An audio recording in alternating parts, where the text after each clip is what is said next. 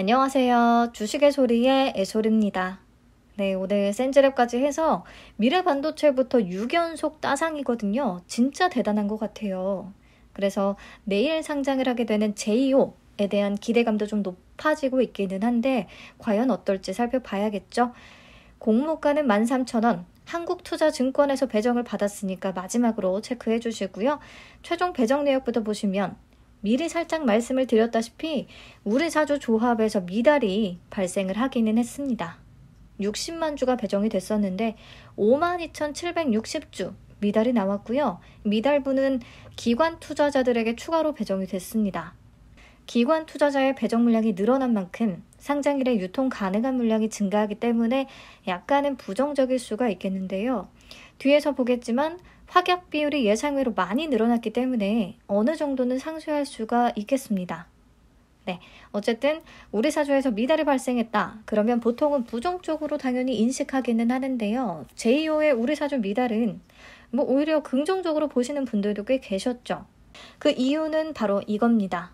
워낙에 1인당 배정 금액이 약 6,700만 원 정도로 매우 부담스러운 수준이긴 했어요. 이거는 연봉의 어떤 수준을 떠나서 절대적인 수치상으로 조금 무서운 감이 있는 거죠. 그래서 9% 정도의 미달이 나왔지만 여전히 직원 1인당 청약 금액은 약 6,100만 원 정도로 매우 높은 수준입니다. 자, 우리 사주 조합을 통해서 배정받은 주식은 1년 동안 보호예수로 묶이게 되잖아요.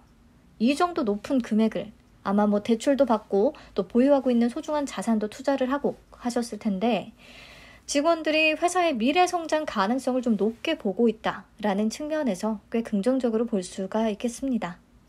자, 그리고 최종 확약 비율, 이 부분이 좀 히트였죠. 수요 예측 때는 4.34%였던 것이 최종적으로 28.30%까지 올라갔거든요. 이거는 진짜 주관사가 엄청 신경을 써서 배정을 했다라고 보입니다.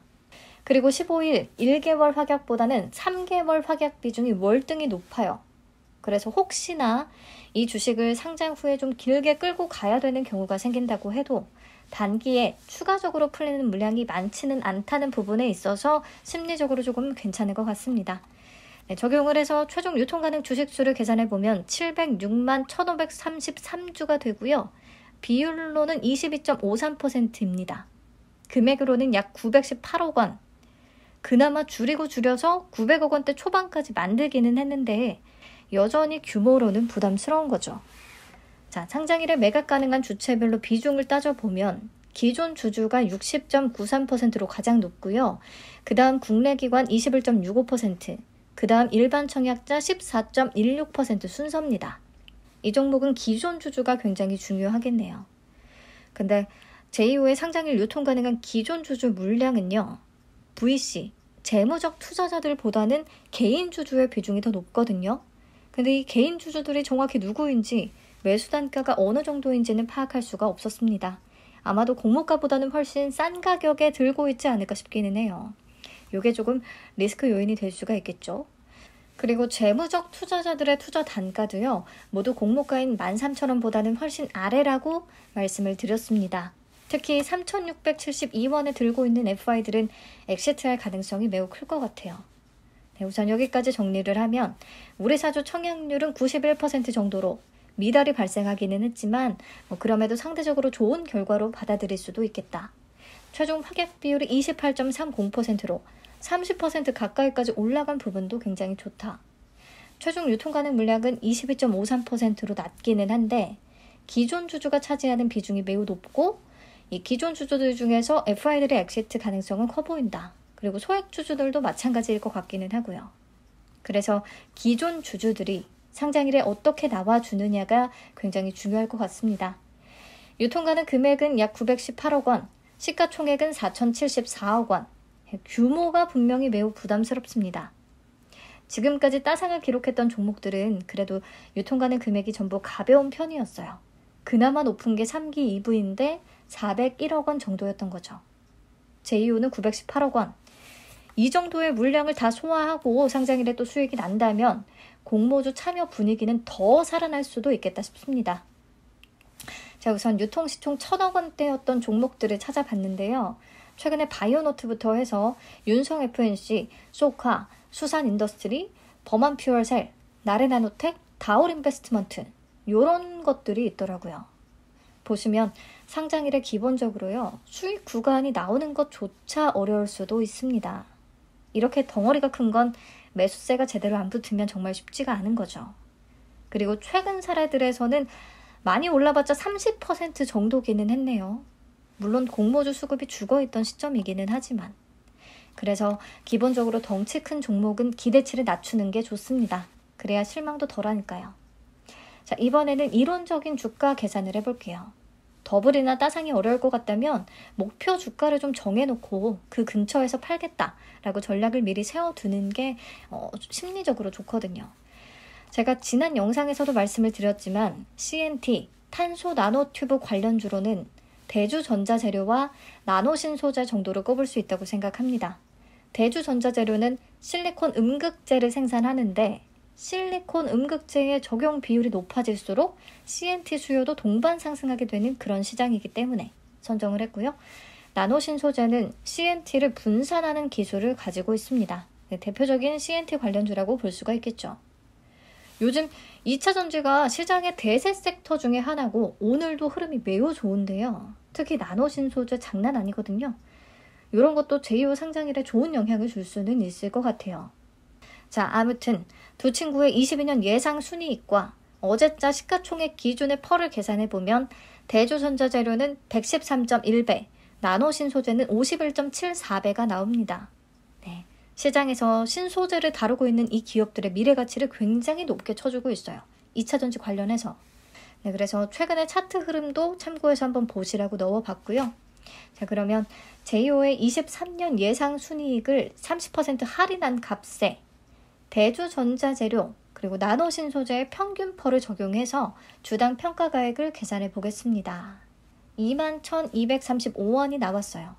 공모가 13,000원 대비해서 플러스 63% 수준인 겁니다. 자, 근데 이런 얘기가 나올 수가 있죠. 대주전자재료의 퍼 133배를 포함시키는 건 너무한 게 아니냐.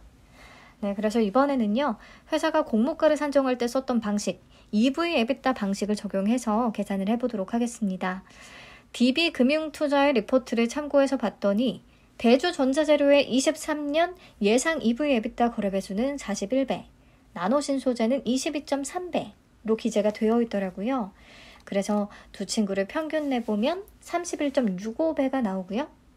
제2호의 23년 예상 EBITDA 172억 원에다가 두 친구의 23년 예상 EV EBITDA 거래배수 평균치인 31.65배를 적용을 하면 주당 평가가액은 17,570원으로 계산이 됩니다. 이번에는 공모가 13,000원 대비해서 플러스 35% 수준인 거예요. 그래서 저는 목표를 30%에서 50% 정도로 잡아보기는 했습니다. 물론 요즘 수급이 너무 좋기 때문에 예상외로 더 좋은 성과를 낼 수도 있겠죠. 동시호가에만 매수 자금이 1조 원 넘게 몰리고 있으니까요. 보시면 스튜디오 미르부터 오늘 센즈랩까지 동시호가 상한가 매수 잔량을 금액으로 계산을 해보면 다 1조 원이 넘어가요. 3기 EV는 6,803억 원 정도가 쌓였었고요. 네, 다들 시초가 더블을 달성했던 종목들이죠. 그리고 상장일에 유통 가능한 주식수 대비해서 시초가 상한가 매수 잔량에 쌓여있는 수량이 3기 EV는 8.5배, 스튜디오 미르는 35.7배, 꿈비는 89.2배, 센즈랩은 20.4배나 되더라고요. 혹시나 제2호도 시초가 상한가에 2,700만 주 정도, 금액으로 약 7천억 원 정도가 쌓여서 9시 시작할 때까지 그 정도 혹은 그 이상까지 유지가 잘 되고 버텨준다고 하면 더블 가능성도 있기는 하겠습니다. 더블이 만들어진다면 그 이상 장중에 더 오를 확률이 높겠고요. 그때는 적정선에 파는 게 마음 편하다고 생각을 합니다. 네, 이거는 기분 좋은 상상인 거고요. 다시 최종 정리를 해보자면 제2호는 너가 봐도 내가 봐도 누가 봐도 정말 무거운 종목인 건 맞으니까 너무 큰 기대보다는 현실적으로 접근하는 게 실망이 덜할 것 같기는 합니다. 다행히 CNT 관련주들, 탄소 나노튜브 관련주들의 최근 움직임이 너무 좋아서 기대는 조금 되고 있는 바이고요. 저는 30%에서 50% 정도 목표 수익률로 잡고 있기는 한데 장전 동시호가 상황에 따라 목표 수익률은 달라질 수밖에 없을 듯 합니다. 그리고 제이오는 지금까지의 종목들과 달리 장 초반에는 좀 부진한 듯 하다가 시간이 지나면서 올라갈 수도 있을 것 같거든요. 혹시나 장 시작하고 주가가 공모가 그냥 부근이거나 아니면 10% 미만 정도로 조금 소폭 올랐다면 조금은 더 지켜볼 것 같기도 해요. 그리고 슬프지만 손실이 난다면 10,000원 밑에서는 추가 매수를 진행해 볼 예정입니다. 다 제 기준에서 작성한 내용이니까 여러분들도 나름의 전략 세워두시고 대응을 하시면 되겠고요.